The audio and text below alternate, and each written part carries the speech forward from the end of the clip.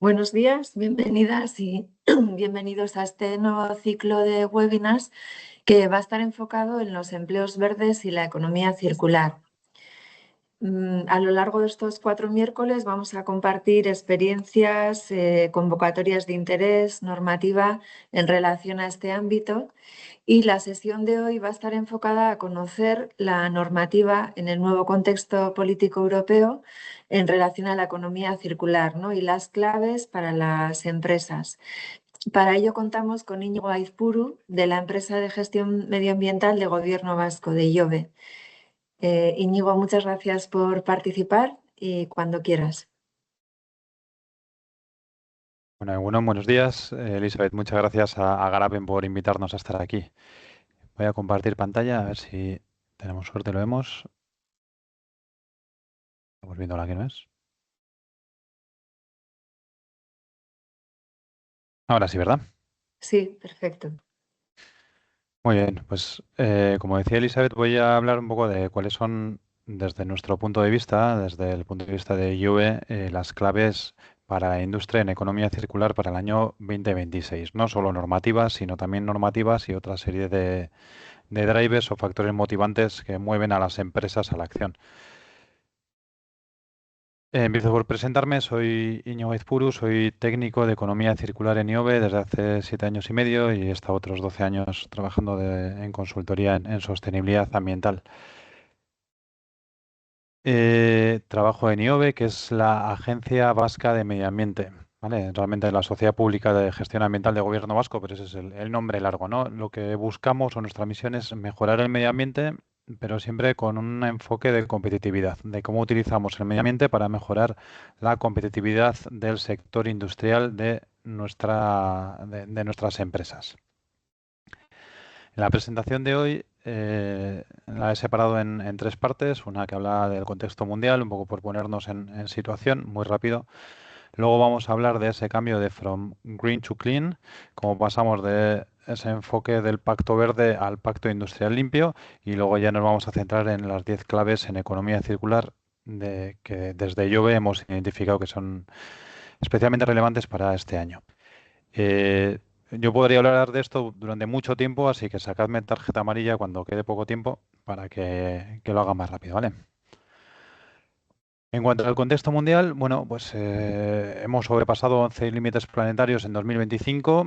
Esto es una metodología que tiene el Instituto de Estocolmo para analizar pues cómo está la Tierra, digamos, y lo que podemos ver es todas las bolitas estas del gráfico de la derecha que están más allá del límite verde, pues son límites planetarios que hemos pasado y que estamos entrando en algunos casos en zonas de alto riesgo, como puede ser, por ejemplo, el caso de cambio climático. Entonces, tenemos 11 límites planetarios superados, pero lo peor de todo no es eso, es que cada vez vamos superando más límites, ¿no? O sea, digamos que la tendencia no pinta bien. Esto lo vemos también en otras indicadores agregados. Esta es otra forma de medir un poco cuál es nuestra relación o nuestro impacto sobre la Tierra y los recursos de la Tierra. Es el día del sobrepasamiento de la capacidad de la Tierra. En 2025 el mundo estaba en el 22 de julio. España estaba el 23 de mayo. ¿Y qué es lo que nos pasa? Pues que si hacemos un análisis de cómo va cambiando esto, vemos que ese día que en el 71 estaba en diciembre, pues ahora en 2025 ya hemos visto que en el caso de la Tierra está en julio y esto implica pues que necesitaríamos casi 2 tierras eh, para vivir al ritmo que vivimos, ¿no? Con el nivel de consumo que vivimos. Si lo pensamos en circularidad, bueno, pues nuestro mundo es hoy un 6,9% circular. ¿Esto es mucho o es poco? Bueno, eh, Europa está un poquito mejor, está en torno al 11 o 12%. Euskadi también estamos por ahí. Pero también lo interesante no es cuánto de circular somos a día de hoy, sino la tendencia que tenemos, ¿no? Que el mundo es cada vez menos circular. ¿Esto por qué es? Pues porque esto es un indicador que está calculando el porcentaje en materias primas que devolvemos a la economía en el numerador, pero en el denominador tiene las materias primas que consumimos y el denominador aumenta mucho más rápido que nuestra capacidad de devolver materias primas convertir residuos en materias primas secundarias, ¿no? Entonces vemos que eso, en 2018 estamos en 9,1, íbamos bajando hasta el 6,9, que es el dato de 2025. No solo a nivel mundial, sino que también en Europa, y así nos lo dice la Agencia Europea de Medio Ambiente, nos dice directamente este titular, dice: el estado del medio ambiente en Europa no es bueno. Y habla de amenazas a la naturaleza y a los impactos del cambio climático como principales retos. Y si analizamos, de hecho, los objetivos políticos que tenemos en Europa para 2030, en la Unión Europea para 2030, vemos que solo estaríamos un poco en la senda de cumplir los objetivos relacionados con descarbonización, gases de efecto invernadero, y por otro lado los objetivos relacionados con las sustancias que agotan la capa de ozono, que son los dos cuadritos que tenemos aquí marcados en verde. La parte de economía circular la vemos ahí perfectamente en rojo, tanto desde el punto de vista de impactos globales en consumo, o circularidad de los materiales, o generación de residuos y consumo material. Entonces, bueno, pues esto al final nos lleva a que tenemos una alarma, ¿no? Es una alarma que tenemos que hacer algo, que nos quedamos sin planeta. Y este era el contexto también, porque esto hemos visto indicadores para el 24, para el 25, hemos visto cómo estamos ahora, pero en el 19 estábamos exactamente igual, ¿no? Entonces, en este contexto surgió el Pacto Verde Europeo. El Pacto Verde Europeo es una apuesta de la Comisión Europea en todos los ámbitos que vemos aquí, donde pues igual el más representativo sería el Pacto por el Clima y la Ley del Clima, pero también muy importante la parte de financiar proyectos ecológicos, de vamos a utilizar nuestros recursos económicos para financiar la transición verde, con tres objetivos principales. El primero es la neutralidad en gases de efecto invernadero en 2050. El segundo es el desacoplamiento el crecimiento del consumo de recursos. Este está relacionado con la economía circular. Y luego hay uno que tiene una parte más social, que es sin dejar a nadie atrás, ¿no? Y esto es lo que decía el Pacto Verde Europeo en 2019. Llega el COVID, el Pacto Verde se queda ahí como qué va a pasar con ello, pero bueno, identificamos que el Pacto Verde y lo que está proponiendo realmente es una estrategia especialmente interesante para la recuperación post-COVID, ¿no? Pero en este marco del Pacto Verde Europeo, pues empezamos a generar normativas y normativas y normativas, y aquí tenemos una situación de las normativas asociadas a este Pacto Verde Europeo el 30 de octubre de 2025. Teníamos 102 normativas aprobadas. Además teníamos otras 10 muy cerca de la adopción y anunciadas 26, y en línea ya pues otras 21, ¿no? O sea, tenemos un montón de normativas, lo que se llama por ahí el tsunami normativo. Todo esto lo que nos ha generado es un enjambre de normativas, pero también de modificaciones de normativas, y esto dificulta a las empresas, uno, el seguimiento de qué tengo que hacer ahora, ¿no? O sea, lo que hacía ayer es lo que tengo que hacer hoy. ¿Qué novedades me han salido hoy que me afectan a la forma de trabajar? Pero también encontrar perfiles con las competencias necesarias. Es decir, eh, la normativa en el marco del Pacto Verde Europeo, y luego lo veremos que también en el Clean Industrial Deal, avanza a una velocidad que la formación consolidada, ya sea en la universidad, la formación profesional o incluso las formaciones consolidadas a través de consultorías, por ejemplo, no son capaces de seguir, ¿no? Entonces tenemos, lo primero, hay un agujero entre las necesidades de la empresa y la formación. Pero aparte es que las necesidades de la empresa, las propias personas que trabajan en la empresa tienen dificultad para saber qué les toca aplicar en cada momento. Y a pesar de todo este tsunami normativo, vemos que el avance hacia los objetivos sigue siendo lento, ¿no? Es un poco lo que hemos visto antes. Tenemos muy poquitos objetivos en verde, y los específicos de economía circular. Tenemos 31% en verde, pero tenemos también pues un 69% que o no tenemos datos o no están en el camino que deberían estar. Entonces, esto es el contexto de dónde estábamos, ¿no? Cómo surge el Pacto Verde Europeo y qué es lo que pasa. El mundo cambia, especialmente en 2024. Empieza a cambiar con las elecciones europeas, pero luego lo que nos pone el mundo patas arriba son las elecciones de Estados Unidos, con la victoria de Donald Trump, que inicia una serie de, bueno, de guerras comerciales con el tema de los aranceles. Aparte tenemos la invasión de Ucrania por parte de Rusia, tenemos un genocidio en Gaza y esto hablamos de 24 y 25. Y bueno, el mundo cambia ahí. Ya el 26 casi nos estamos acostumbrando a esta locura de que cada día pasa una nueva desgracia, ¿no? Como la guerra de Irán. Pero bueno, digamos que el punto de inflexión es el 24 principalmente y luego ya el 25 vemos que esto es una tendencia que está para quedarse. Y estos cambios en tendencia también los vemos en el reporte de riesgos globales que hace el World Economic Forum de 2026. Entonces, lo que estamos viendo es que los riesgos que ve el foro de Davos en 2 años es mayor riesgo es la confrontación geoeconómica. Y luego tenemos también elementos más relacionados con redes sociales, como la desinformación, la polarización de la sociedad y el primer riesgo ambiental que nos preocupa en un año que hemos vivido, al año siguiente de haber vivido la Dana en España, la Dana de Valencia, pues tenemos ahí los eventos extremos. Y esto ha cambiado mucho en el sentido de que en el siguiente gráfico lo que estamos viendo son cuáles son los principales riesgos que han bajado en ese ranking.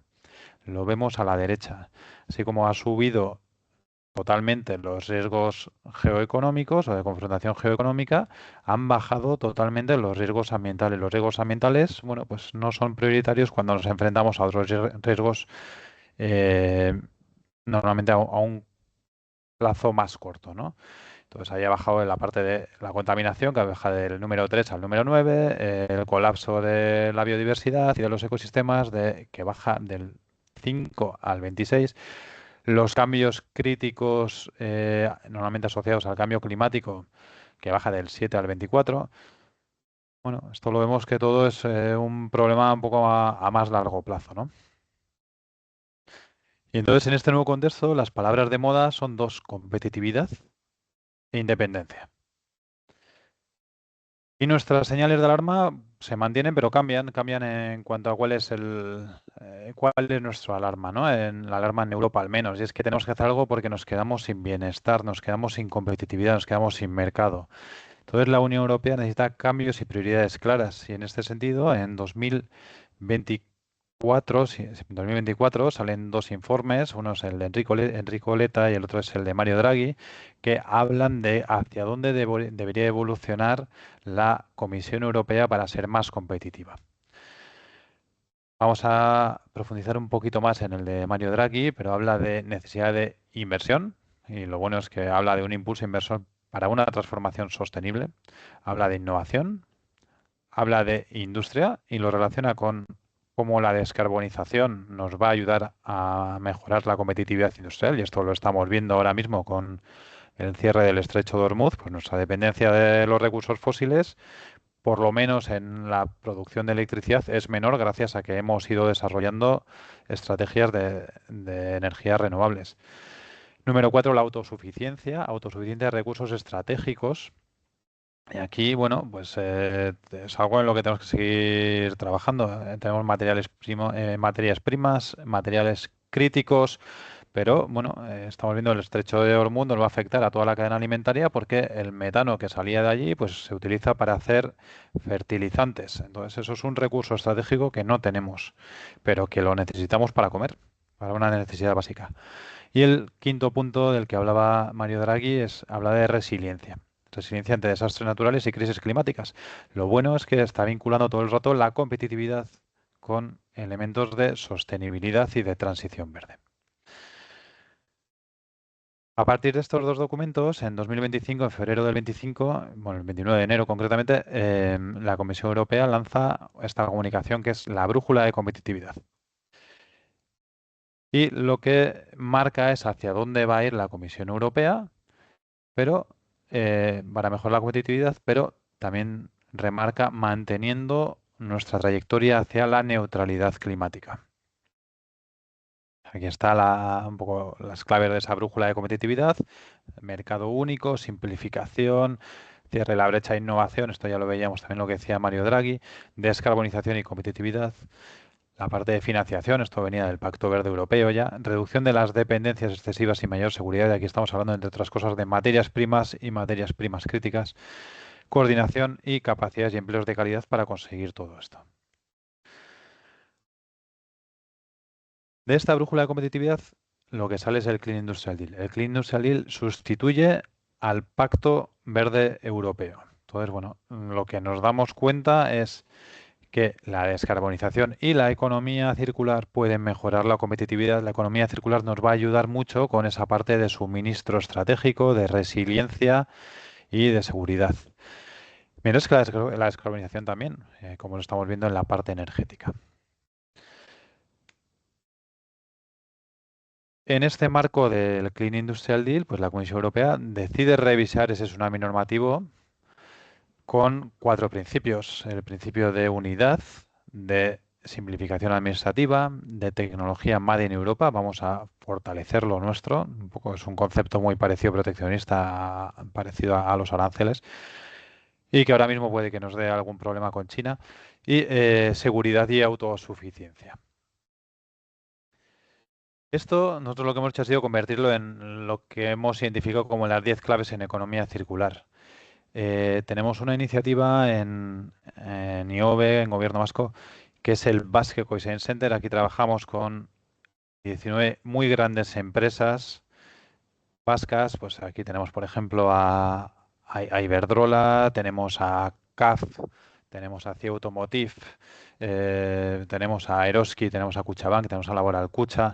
Bueno, tenemos grandes empresas con las que, bueno, hacemos aquí un poco de think tank, de identificar cuáles son las claves, y todo esto lo basamos en un sistema de vigilancia. Desde 2023 estamos publicando este informe, que es el informe de claves. Entonces, en abril del 26 hemos publicado este informe, que realmente está cerrado en enero del 26, es decir, que lo que ha pasado entre enero y abril no aparece recogido y aparecerá recogido en el siguiente informe que tengamos, ¿vale? Pero lo que intentamos hacer con estos informes es una recopilación de todas esas novedades en economía circular, en un concepto bastante amplio de economía circular, para dárselas digeridas a las empresas, ya trasladando las implicaciones. Estas son las 10 claves. No las voy a leer ahora porque vamos a ir una por una. Empezamos por la primera, que es seguridad de suministro y autosuficiencia de materiales. Entonces, bueno, es una clave que está directamente ligada a ese núcleo de competitividad que nos marcaba el Clean Industrial Deal y la propia brújula de competitividad. Este gráfico que tenemos aquí es de un informe del JRC, que lo que hace es identificar materiales que están en riesgo de suministro. Normalmente son materias primas críticas, pero lo está vinculando a sectores que necesitamos, sectores básicos, ¿no? Sectores básicos que necesitamos para la transición verde, pero también ahora para otro sector que, bueno, que la Comisión Europea le quiere dar más potencia, como es la defensa y el espacio, ¿vale? Y en medio tenemos todas esas tecnologías eh, para las cuales son necesarios estas materias primas. Por regla general, una materia prima crítica son materias primas que son escasas y que están en países no amigos, digamos, ¿vale? Son materias primas que, si tenemos un problema, nos podemos quedar sin ella. Podemos tener una rotura de suministro. Cada año la Comisión Europea saca su lista de materias primas críticas. Si no estoy equivocado, el siguiente saldrá en 2027, y en función de eso, pues decide qué es lo que tiene que hacer. En 2024 la Comisión Europea ya sacó una normativa en relación a materias primas críticas, que por un lado tiene, pues, ciertos beneficios o ciertas facilidades para el desarrollo de proyectos de sustitución de materias primas críticas, de extracción en Europa de materias primas críticas, o de circularización dentro de la economía circular de materias primas críticas. Lo que queremos es que todas las materias primas críticas que nos han entrado como parte de un equipo que hemos importado se nos queden en Europa y no acaben enterradas en un vertedero.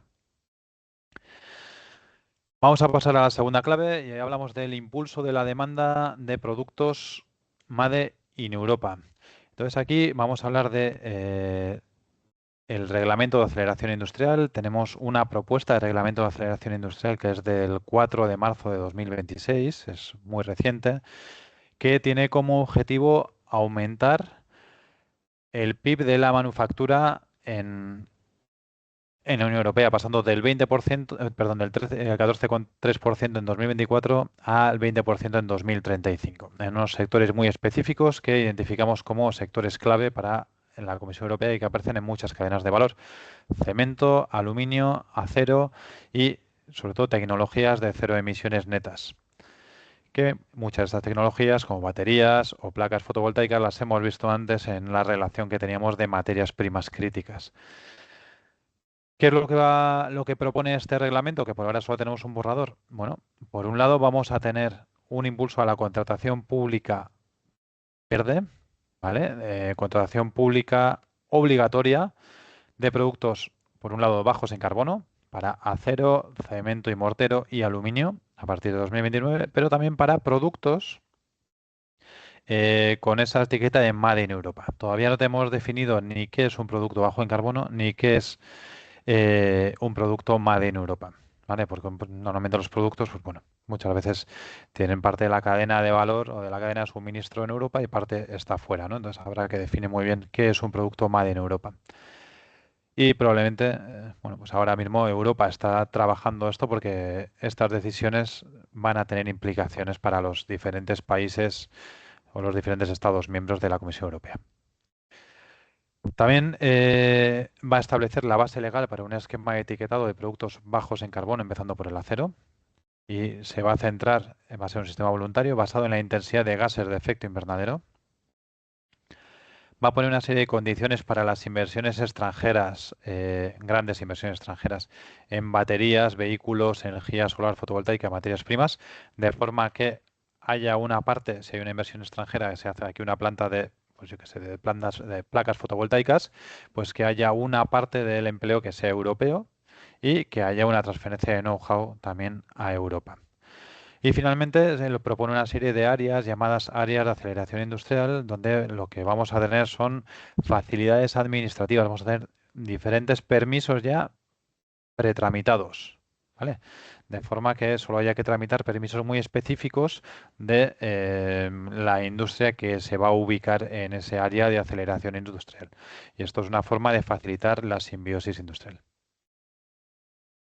Vamos a la siguiente clave. Muy bien, de tiempo. Simplificación de las exigencias normativas y legislativas.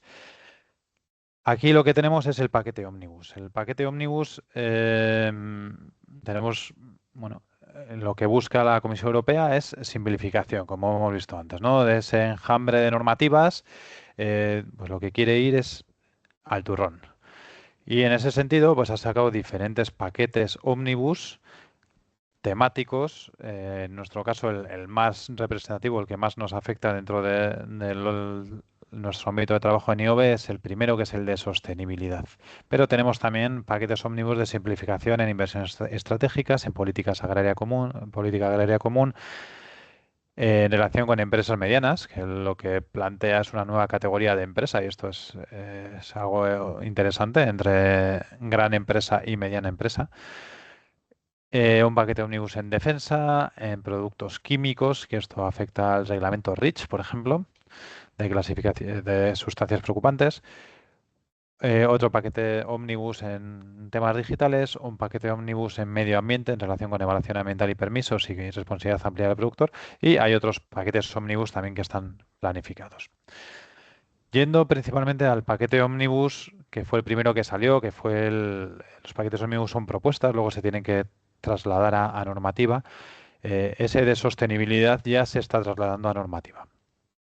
Entonces, ya tenemos esta nueva directiva, que es de 2026, de febrero de 2026, que nos marca cómo esa simplificación en reporting de sostenibilidad y en diligencia debida en empresas en materia de sostenibilidad, ¿no? Entre otras cosas, nos cambia la CSRD, que es la Directiva de Reporting Corporativo en Sostenibilidad, Antes afectaba a empresas, si no recuerdo mal, de más de 250 personas trabajadoras y no me acuerdo cuántos millones de facturación, pero ahora ha sacado alrededor del 80% de las empresas que estaban afectadas y se centra solo en las empresas más grandes. Es decir, las obligaciones de reporting de sostenibilidad, lo que antes equivalía al estado de información no financiera, se va a centrar en esta tipología de empresas.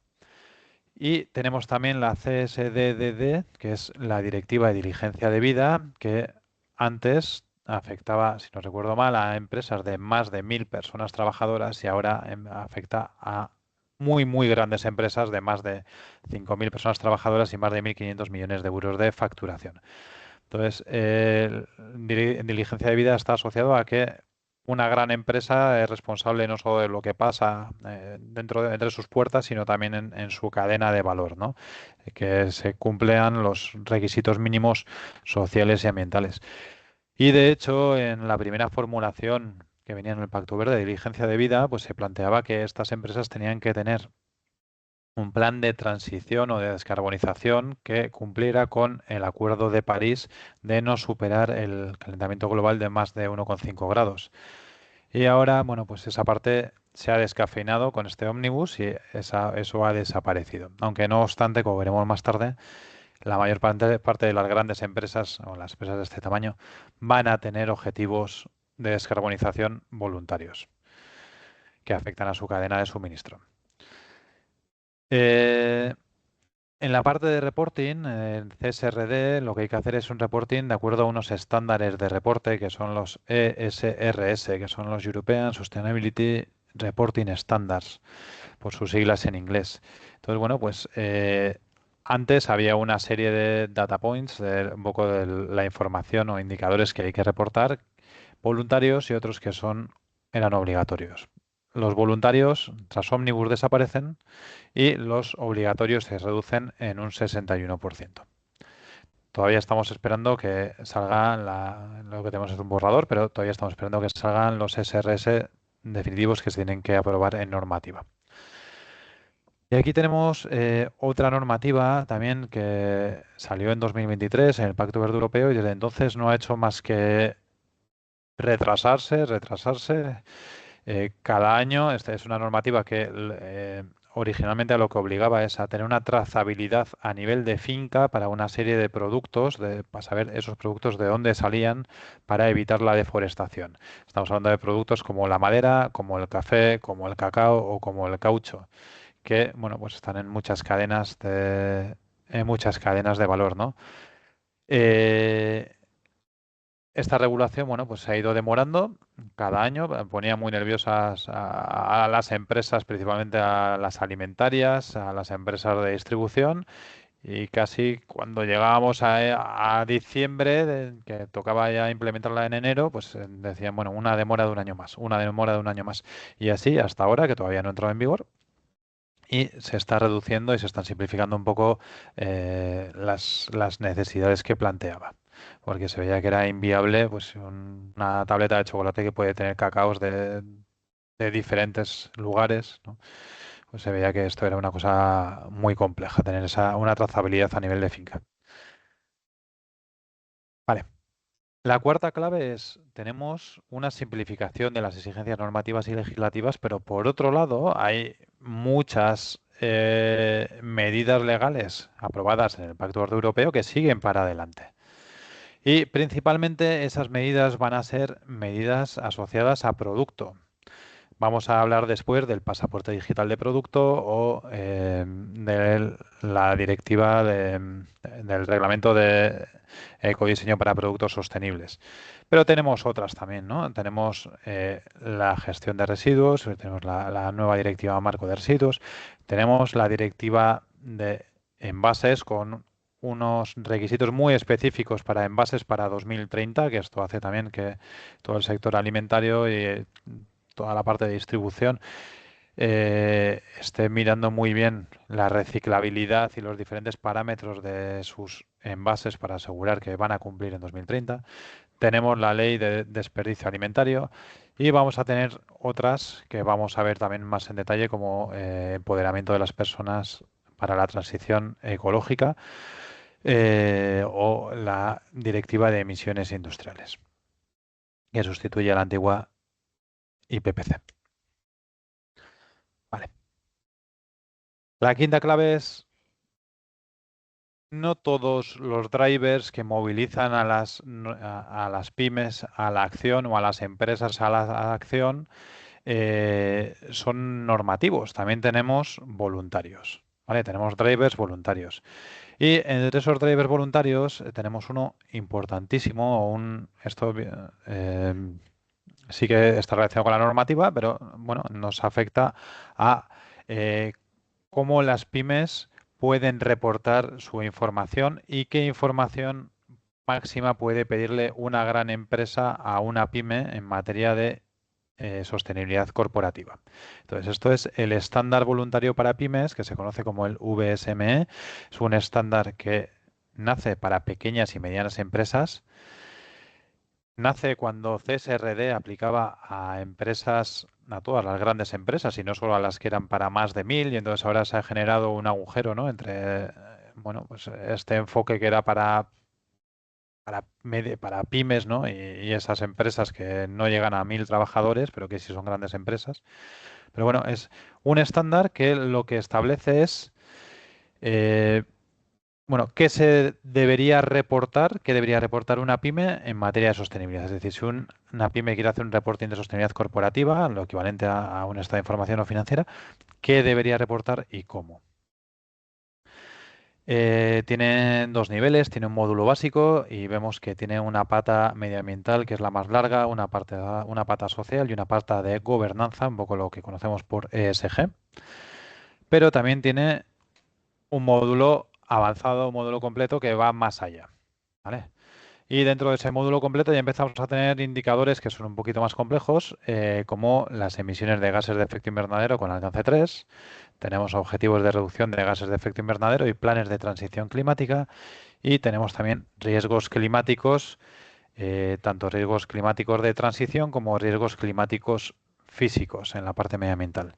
Entonces, bueno, desde Jove estamos intentando apoyar el desarrollo o que las pymes principalmente puedan hacer un reporte con cierto apoyo y hemos generado una guía metodológica en riesgos climáticos de transición. Estamos trabajando también en una herramienta para riesgos climáticos físicos y una guía. Tenemos una herramienta que calcula las emisiones de gases de efecto invernadero con alcance 3, también las alcance 1 y 2 y también la huella ambiental. Todo de una forma coherente y metiendo una sola vez la información. Y guías metodológicas que apoyan pues eso, los pasos a hacer para establecer objetivos de reducción, y una guía metodológica es un poco la base de esa herramienta que decía de huella ambiental y huella de carbono integrada, y que todo esto viene un poco de lo que aprendemos en el Basque Ecodesign Center con las grandes empresas. También tenemos en Euskadi lo que llamamos un proyecto transformador del Plan de Industria 2030 que se llama Basque ESG. Entonces en Euskadi lo que queremos es disponer de un certificado a disposición de las pymes basado en este estándar VSME y que sea utilizado por las grandes empresas cuando vayan a pedir información a las pymes, que les pidan simplemente este certificado y ya está, que no les mareen, ¿no? Porque ahora mismo lo que está pasando es que las grandes empresas están pidiendo a las pymes o en general a su cadena de suministro, también a las grandes, información en su formato corporativo, ¿no? Dame la información así. Y la pyme pues lo puede tener o, bueno, o puede no tenerlo, genera esa información y se la devuelve. Y luego viene otra empresa, otro cliente y se le pide una información la misma o muy parecida en otro formato. Entonces ahí hay una pérdida de competitividad. Estamos trabajando en eh, hacer un cambio de formato sin ningún valor añadido. Y este certificado basado en VSME, en el marco de este programa Basque ESG, lo que va a permitir es, bueno, pues tener un marco muy específico y que con este certificado ya estemos cumpliendo. Además, como decía antes, las empresas pymes y no pymes, bueno, pues también tienen unos drivers voluntarios. Esos drivers voluntarios muchas veces están basados en esquemas reputacionales como CDP, por ejemplo, pero otras veces están basados en que su cliente les pide información o su cliente ha decidido que va a poner un objetivo de descarbonización con alcance 1, 2 y 3 y en ese alcance 3 está metida también la cadena de suministro. Normalmente es un objetivo basado en la ciencia y eso hace que si tú quieres seguir vendiendo a este cliente, pues tienes que descarbonizarte, ¿no? Entonces esto genera una presión sobre las pymes, una presión adicional para evolucionar hacia la descarbonización y que, como decimos, es una presión no normativa.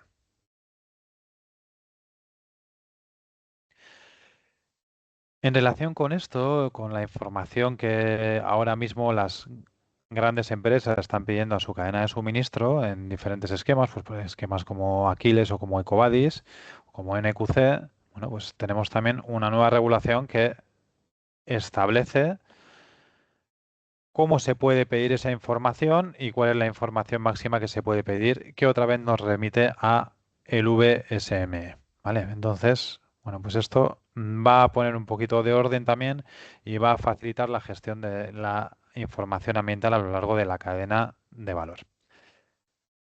Vamos a la sexta clave, el pasaporte digital de producto y transparencia contra el greenwashing.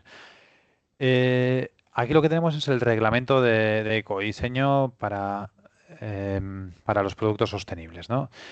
Este reglamento sale, si no recuerdo mal, en el 24, sí, aquí lo tenemos en el 24, es el reglamento 2024-1781, y lo que va a plantear es que una serie de productos, iremos trabajando sobre esos productos poco a poco con un plan de trabajo, luego los vemos, van a tener un pasaporte digital de producto, que es un elemento simplemente informativo.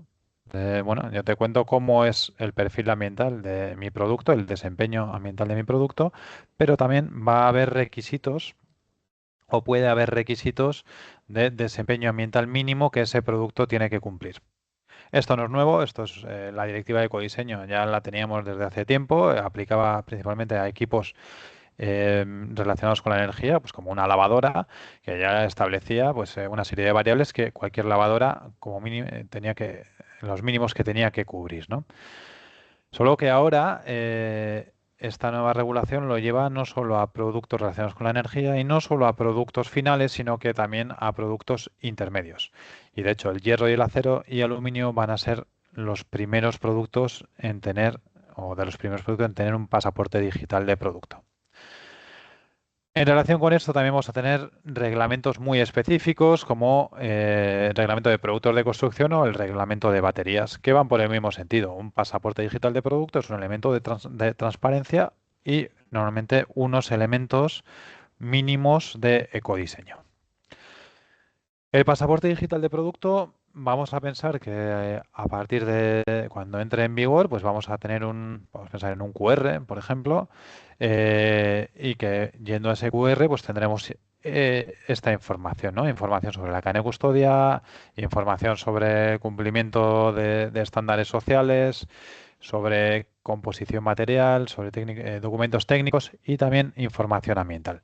Entonces, esa información ambiental bueno, pues la va a determinar la Comisión Europea caso a caso para cada grupo de productos. Puede ser cualquier aspecto ambiental que tenemos aquí, ¿no? Porcentaje de contenido reciclado, huella de carbono, huella ambiental, uso y eficiencia de recursos, reciclabilidad, reutilizabilidad. Entonces estamos viendo, em, ya tenemos una propuesta de pasaporte digital de producto para hierro y acero. Tenemos una propuesta digital de producto para baterías y en ambos casos estamos viendo que lo importante en este caso va a ser el porcentaje de contenido reciclado de materia prima secundaria y la huella de carbono.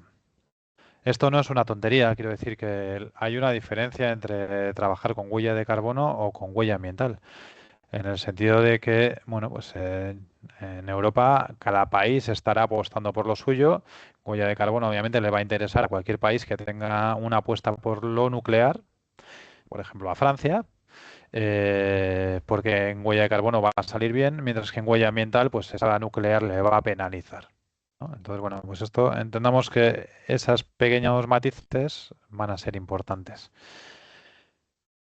En el sector textil, creo que fue la semana pasada, salió ya una propuesta de pasaporte digital de producto y en este caso, en cambio, vamos a huella medioambiental.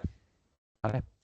Y otro elemento que va a aparecer en todos los pasaportes digitales de producto es sustancias preocupantes.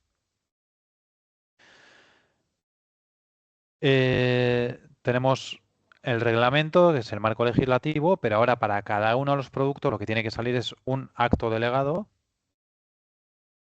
Tener salir uno para hierro y acero, otro para aluminio, otro para textil, otro para muebles. Tenemos a la derecha un poco el plan de trabajo publicado en marzo del 25 y también vamos a tener elementos transversales como por ejemplo un índice de reparabilidad para productos, ¿vale? Pero hasta que no tengamos ese acto delegado aprobado, la normativa no aplica. Y como decía antes, bueno, pues tenemos también normativas vinculadas o muy relacionadas para sectores muy específicos y que van por el mismo camino, ¿no? Que estamos hablando de pasaportes digitales de producto Ah, vale, ya está. en baterías, en productos de construcción o en vehículos. Si cogemos todo esto, no solo es EPR, que es el marco, sino también los específicos, como el de construcción o el de baterías, pues aquí vemos un gráfico mucho más integrado de cuándo entran en vigor las cosas, ¿no? Pues hierro y acero deberíamos tener este año ya aprobado el acto delegado de pasaporte digital de producto. Parece que no va a haber requisitos mínimos de ecodiseño, siendo que porque es un producto intermedio. Eh, en el 27 teníamos baterías, textil, ya hemos dicho que el pasaporte de textil y de baterías ya los tenemos, ya hay una primera propuesta, ¿vale? Teníamos neumáticos en el 27, en el 28 nos moveríamos a mobiliario y componentes de automoción, en el 29 juguetes y colchones y en el 30 iríamos ya a cemento y vehículos, ¿vale? Productos de la construcción se me lo salta también en el 26.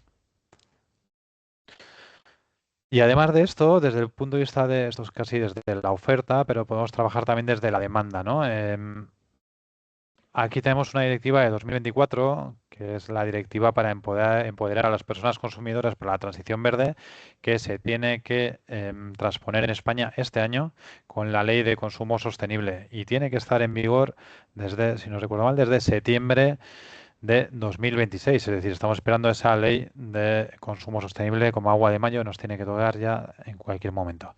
Entonces, esta normativa lo que trata es de proteger a las personas consumidoras de alegaciones engañosas, ¿vale?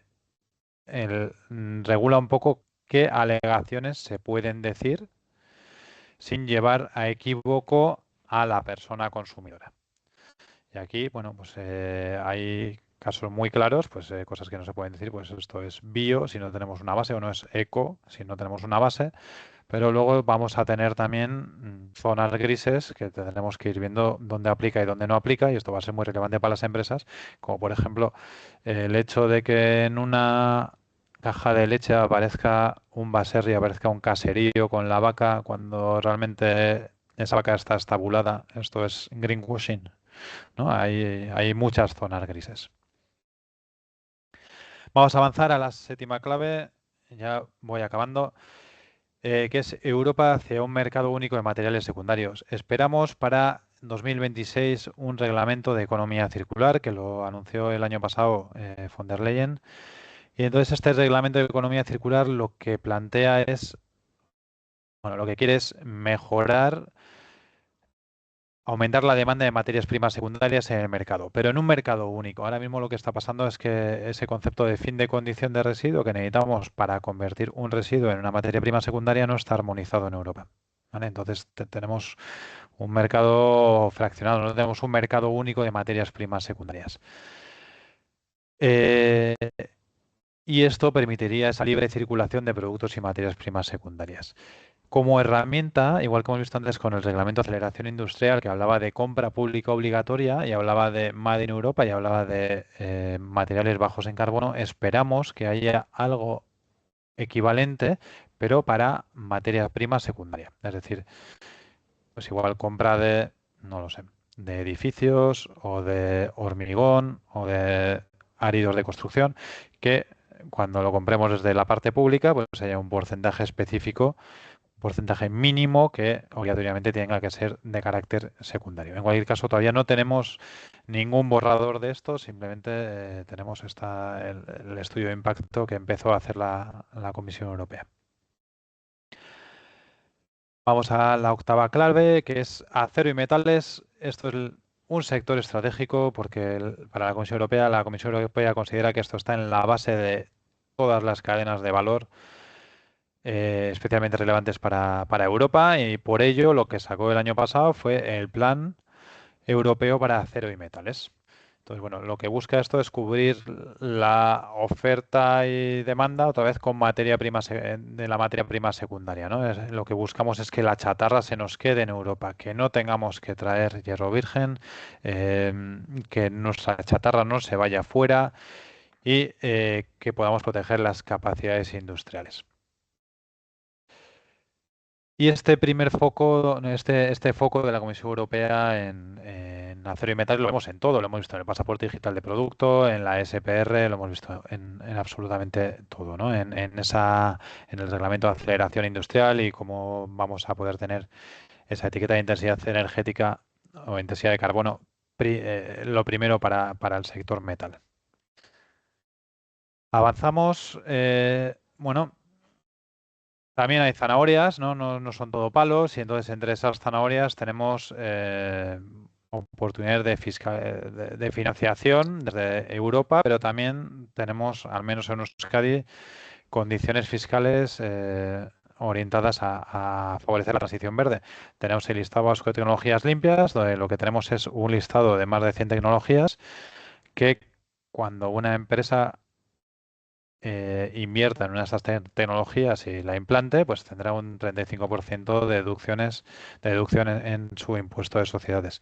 Pero también tenemos un nuevo instrumento de deducciones fiscales en las diputaciones que, mientras que el Estado de Tecnologías, Vasco de Tecnología Limpia, está orientado a un poco a la misma tecnología en muchos sitios, este nuevo instrumento de deducciones fiscales es un poco más ad hoc, ¿no? Y puede servir para proyectos de economía circular más específicos de una empresa. Y la última clave, bueno, esto es una clave transversal, ¿no? La digitalización como impulsor de la circularidad. Hemos hablado de data points en cuanto a la parte de reporting corporativo, data points e información para el pasaporte digital de producto. Hemos hablado también de cómo controlamos el ecodiseño, parámetros mínimos de ecodiseño, por ejemplo, en envases. Bueno, pues todo esto obviamente lo vamos a tener que acompañar eh, de la transición circular, ¿no? O sea, de la transición digital. Tenemos que hacer una transición de economía circular y una transición también digital a la vez. Y para eso, bueno, pues todo lo que sea inteligencia artificial, gestión de Big Data, Internet de las cosas, blockchain, que va a estar en todos los pasaportes digitales de producto, las plataformas en línea y demás van a ser elementos clave. Y con esto ya acabo. Hablaba al principio que, bueno, que el hecho de que nos cambie la normativa tan rápido o que nos cambien los drivers, porque no son solo normativos, como hemos visto, también los hay voluntarios, hace que requiramos competencias para esta transición circular también muy rápida. Así que muchas veces estas competencias no están cubiertas por la formación consolidada, por los esquemas de formación consolidada. Entonces, nosotros desde en el Basque Circular Hub, que es otra iniciativa de Jovers, una iniciativa que lo que busca es completar ese gap en formación que hay entre las necesidades de la empresa y donde está la formación consolidada. Aquí hay un agujero, pues lo que buscamos es cubrir este agujero con cursitos rápidos, ya sea para profesionales en activo, ya sea para personas jóvenes, o si no, apoyar a la formación consolidada para que avance más rápido. Hemos empezado a desarrollar lo que llamamos un análisis de competencias circulares de Euskadi, ¿vale? Suena muy bien, no deja de ser un análisis sistemático de ofertas de empleo. Empezamos primero en Euskadi, vimos que la muestra se nos quedaba muy corta y fuimos a España. Entonces lo que hemos hecho ha sido analizar diferentes ofertas de empleo. Son empleos no de la transición verde, no es de la persona que conduce el camión de los residuos, que es un empleo para la transición verde, sino que son empleos que están más en el límite de la innovación y que están un poco en ese agujero, en ese gap que decíamos entre las nuevas necesidades de las empresas y la formación consolidada. Y hemos empezado a identificar qué es lo que se está pidiendo. Entonces, lo que vemos aquí, este es un gráfico que igual es el más relevante de todo este informe, es un informe muy rápido, 20 hojas, se lee muy rápido. Lo que más interesa a las empresas es huella de carbono, reporting ESG, análisis de ciclo de vida, CSRD, que no deja de ser reporting ESG, dicho de otra forma. Aparece también huella ambiental, planes de descarbonización, doble materialidad, que no deja de ser también otra vez otra forma de reporting, pero también aparece ecodiseño, taxonomía o análisis de riesgos. Y lo que es más interesante es que estas competencias no se piden solo para perfiles de ingeniería o de ciencias, sino que estamos viendo que temas como huella de carbono se están pidiendo para perfiles de finanzas, un perfil más de una persona que ha estudiado economía, por ejemplo, o administración de empresas.